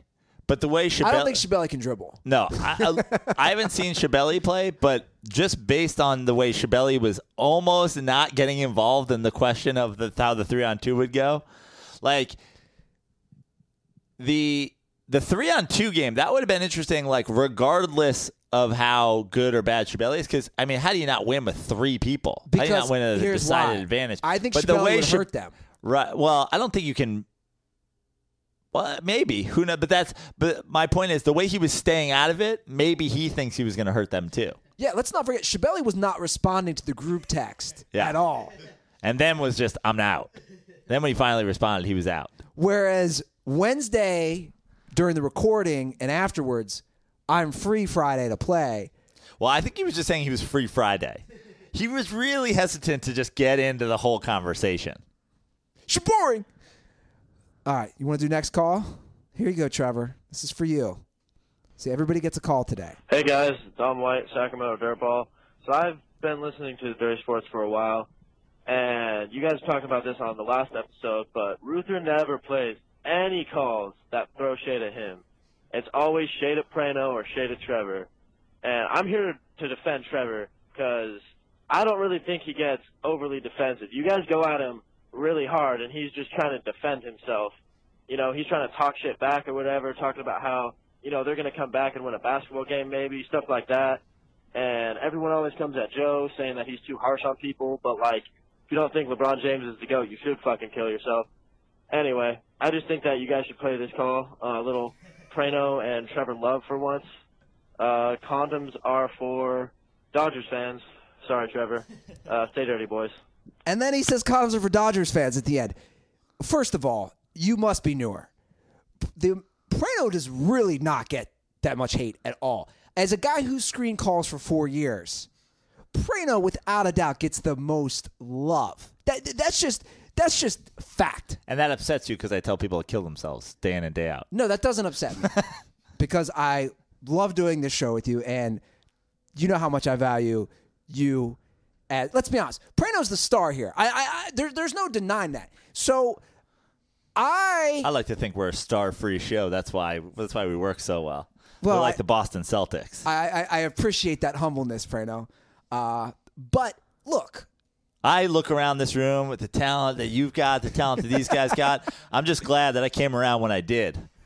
Certainly couldn't be podcasting 20 years from now. So I would disagree with that. I don't think, to be fair, I don't think neither Joe or I do get that much hate in general. I just think mostly people are just calling with questions. Now, I've tried to make some of these fun little, hate calls lately. But Trevor, do you have anything to say? I mean, obviously that's my guy. He's got a follow on Twitter. That's my guy right there. Earned himself a follow on Twitter. Yeah. You guys can slide in each other's DMs. Uh-huh. I'll send him some free DirtBall swag. I can send him a koozie. You're going to send him a koozie? Yeah, I'll send him a koozie. That's the way to get free stuff. Just call and say you're rooting for me. You're going to send him a... Now let's hope that pro Trevor call actually makes the show. It's not super loud or super quiet. Oh, shots fired. Almost like your layups. Will they go in or not? Who knows? Yeah. The best part about my layups is when they don't go in, I just put another one up. And if that one doesn't go in, I put another one up. Somebody's going to have to climb on Ruther's back when he's on my back. That's what's going to have to happen to stop one of my layups from going in. But not Friday, right, EJ? Not Friday. That's right. All right, we got time for Why? one. What happened? We're playing you Friday, and we're going to win 1 out of 5 games. Oh, okay. Let's Is this a new thing now? Great. 5-game series on Friday? Yeah, we already said it. Okay. Let's do the last call and wrap this bad boy up. Yo, Dirty Sports, Double D from Indiana. Just saw Papa John's on the Instagram story and about lost my mind because it is quite possibly the worst fast food pizza chain on the market.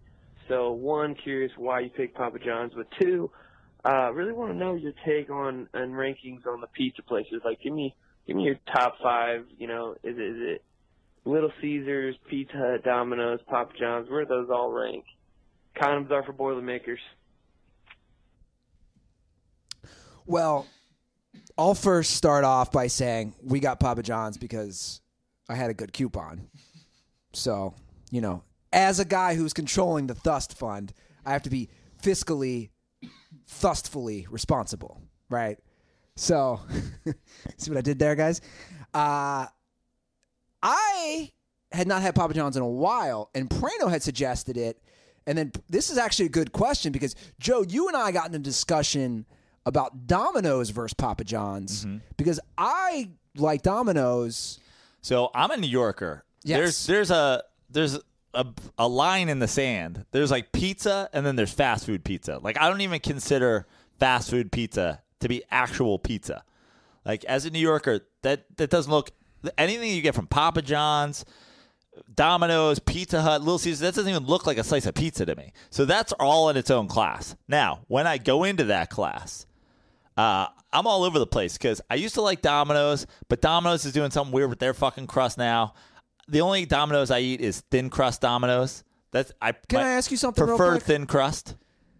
Do you think sometimes, though, you New Yorkers just sound like pretentious douchebags? No, because it's with all your pizza? doughy and like the fake cheese. Because you hear this because we live in L.A., obviously, and there's so many New York transplants. Yeah. Dude, if I had a dime for every single time I heard a New Yorker be like, there's no good fucking pizza in L.A. They've scientifically done a thing to defend why we're all like that. It's a water issue. The water's not the same here. That's why you can't get New York bagels. That's why you can't get New York pizza. You know, the same thing goes the other way. You go to New York, like I'm not eating a lot of burritos when I'm in New York. It's just not like what you do. You eat pizza, you eat bagels, you eat bacon and cheese. You get it's just a cultural thing. Like, yeah. That's just the way it is. But pizza, like we would get a pizza pie or you get a pizza slice. Like, sure. In New York, it's just like a whole different world. I would never order Domino's. Like if I lived in Brooklyn, I don't think I ordered Domino's but 5 times. Yeah. You know, when you're like, oh, I just need something here. I need 5 pizzas immediately. But like never. Domino's thin crust is okay. I used to like Pizza Hut. When I was growing up, Pizza Hut had one style of pizza, and I don't know how to order that anymore. Like, what style of pizza was Pizza Hut that we grew up with? Is that like their pan pizza? Now you order it, it doesn't look anything like that. But how do you rank? So he said Domino's, Pizza Hut, Papa John's, Little Caesars. You know me, Little Caesars. I never even had Little Caesars until a couple of years ago. The $5 hot and ready thing was like pretty dope because you go in and it was $5 and it was hot and ready. Well, but it was trash price-wise, pizza. I was going to say, price-wise, Little Caesars the best, but it's definitely the worst pizza. Yeah. And So will cause the most diarrhea, for I sure. would go Pizza Hut, whatever style Pizza Hut had 20 years ago. I'd agree. I don't know what that is. I can't order that anymore. I guess it's maybe pan, Chicago pan. I don't know. But growing up, pizza had a thicker pan-style pizza. I'm going Pizza Hut 1. Papa John's, Domino's is kind of a split. I go with Papa John's just to dunk it in the garlic sauce they give you. Yeah. Domino's is right there. I actually prefer Domino's thin crust over Papa John's, and then I'd go Little Caesars the end. Is that all the fast food pizzas? We actually agree on that. Yeah. I would go Pizza Hut first, then probably. Here's the thing with me and Domino's. Again, it's more of a financial decision because you get the two. I like those chicken kickers. Yeah. I like, Domino's is doing some okay things. They got some decent sandwiches. I like the pizza tracker. Oh, I love me some Pizza Tracker. I even love the Andy Ruther jokes on stage about the Pizza Tracker.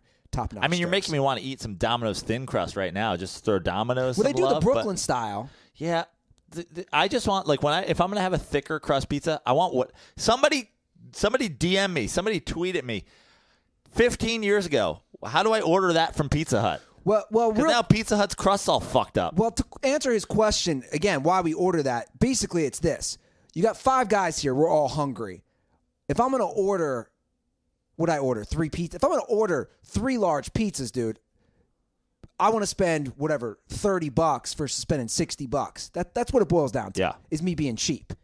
Because if I would have ordered it from, like, we both like Abbott's Pizza on Abbott Kinney. Yeah. It'd just be way more expensive. I mean, Laz orders like 10 pizzas from Abbott's for like the 11/11 party. He must spend $500. Yeah. It's like ridiculous. Because I'll order a couple slices Shout there. out to everybody who donated.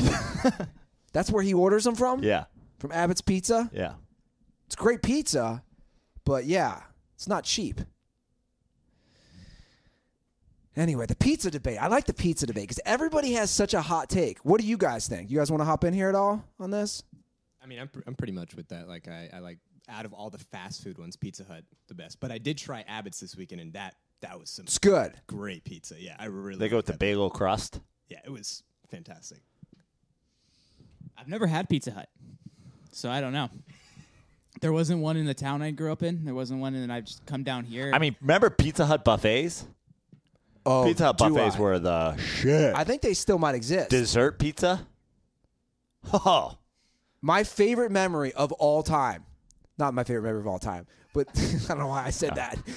That's not an all-time favorite memory.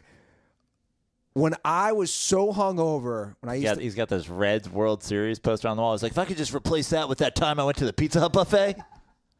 Pizza Hut buffet, hungover, hadn't slept at all, came back about 1 in the afternoon, partying all night in Las Vegas. I totally just banged a cougar. I went straight to a Pizza Hut buffet and just devoured it. Yeah. Let's find a Pizza Hut buffet. Let's do a thus trip to the buffet. You know what the best is? The Pizza Hut / Ruther's just going to blow through this 2-hour mark because he wants to talk about fast food pizza. No, that's the show. You're right. You're right. I cannot be doing this. Okay, guys, that's the show. I was looking at Joe Praino's schedule at joepraino.com. Yeah. He's a busy guy these next couple months. Yeah. Coming up, the tour reignites starting mid-June. I'll be up in Tahoe. And then looks like scheduling-wise, I might be going straight from Tahoe to New York. New York show is going to be added, the ones in the actual New York area, as well as my show in Yonkers. Going to be at Stress Factory in Jersey. A couple weekends up in Washington with Eddie, Lake Chelan, and then Bingle Fest, San Diego at the end of July. And we're going to add some more stuff in August. Going to try to fill out that ballparks and bits schedule for August. And then September, we're in Chicago for live Dirty Sports Podcast, week 1 of the NFL, me headlining the Comedy Bar. It's going to be fantastic. JoePraino.com for all those dates. If you're in those areas, go support Joe. Guys, I am all about Joe's thusting. Go support my boy over here when he's on the road. We're still going to make Dirty Sports work. So go support him, joeprano.com. And dirtysports.com for us. Of course, follow him at Fix Your Life. Follow me at Andy Ruther. And, give us some love. iTunes reviews. Subscribe to us on YouTube. And you guys know what to do. You know what to do. Just drop a review. Follow Weird Twitter. Follow Two-A-Days. Yeah. They're all on there. EJ Gomez, Trevor_Nickel. They're making moves. Tell Shabelli how bad he is at basketball. Poor Shabelli. All right, guys, that's the show. Thank you for listening. And most importantly, don't forget, condoms are for pussies.